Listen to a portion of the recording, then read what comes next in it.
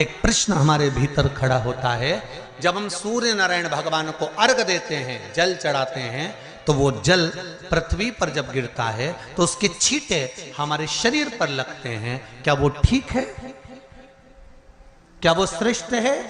तो शिव महापुराण की कथा कहती है, जब हम सूर्य को अर्घ देते हैं, सूर्य को जल चढ़ाते हैं, वो पानी जब पृथ्वी पर गिरता है, उसके छींटे हमारे शरीर पर लगते हैं, तो वो श्रेष्ठता का भाव निर्मित करते हैं। वो गलत नहीं हो सकता।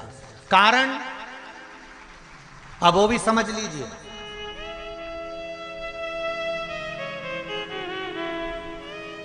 अब सूर्य नारायण भगवान को आप जल चढ़ा रहे हो तो छींटे नहीं लगे, उसके लिए क्या स्टूल पे चढ़ के चढ़ाओगे कि कुर्सी पे चढ़ के चढ़ाओगे? अरे बोलो तो सही। अब कई लोगों के दिमाग में यह बात भरा गई कि हम भगवान को जल चढ़ाते हैं, वो हमारे शरीर में छींटे लगते हैं, जमीन पे से पानी गिरता है, वो हमारे शरीर को छींटे लगते हैं, भगवान को अच्छा नहीं लगता होगा। कौन ने कहा? पहले तो उसको पकड़ के ला।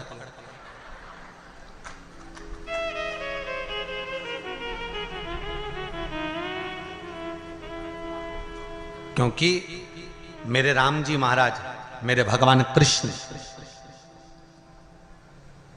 बड़े बड़े संत, साधु, सन्यासी, तपस्वी, साधक, उपासक जितने भी हुए, जिन्होंने सूर्य की आराधना करी, इन्होंने टेबल पे चढ़कर या कुर्सी पे चढ़कर जल नहीं चढ़ाया। इन्होंने पृथ्वी पर खड़े होकर ही, क्योंकि पृथ्वी तत्व के देव हैं शिव।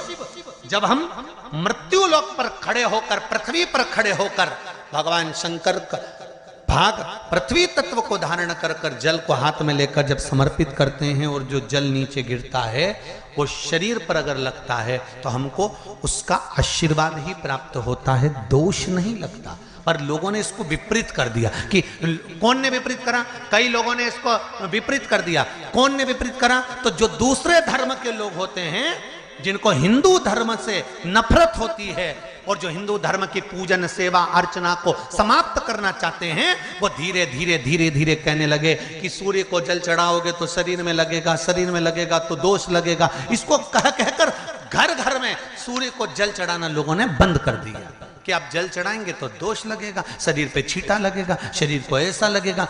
ये दोष नहीं है। कितनी सुंदर बात है महाराज। सूर्य नारायण भगवान को जब जल चढ़ाया जाता है, हाथ सिर से 8 इंच की दूरी पर होना चाहिए। जम के बोलिए, सिर से कितना ऊंचा होना चाहिए? 8 इंच ऊपर अपना हाथ होना चाहिए मस्तक से सूर्य को जल चढ़ाते समय। और ना चांदी का, ना स्टील का, ना लोहे का, ना प्लास्टिक का, ना कांच का, ना सोने का कोई बर्तन, ना कांसे का, ना एल्युमिनियम का, ना पीतल का, केवल एक पात्र होना चाहिए, वो है तांबे का। काय का पात्र होना चाहिए? तांबे का पात्र। और सूर्य नारायण भगवान को जब 8 इंच ऊपर तुम्हारा हस्त है, और जब हम सूर्य को जल चढ़ा रहे हैं, कैसे जल चढ़ाना है वो भी समझ लीजिए।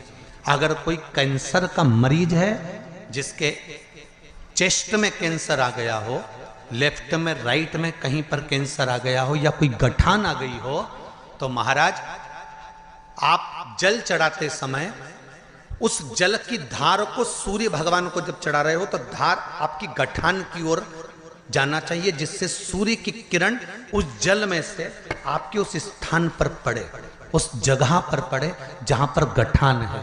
महाराज आप लगातार जल तो चढ़ाना चालू करो, अच्छे अच्छे डॉक्टर फेल हो जाएंगे और कह देंगे गठान ठीक हो गई।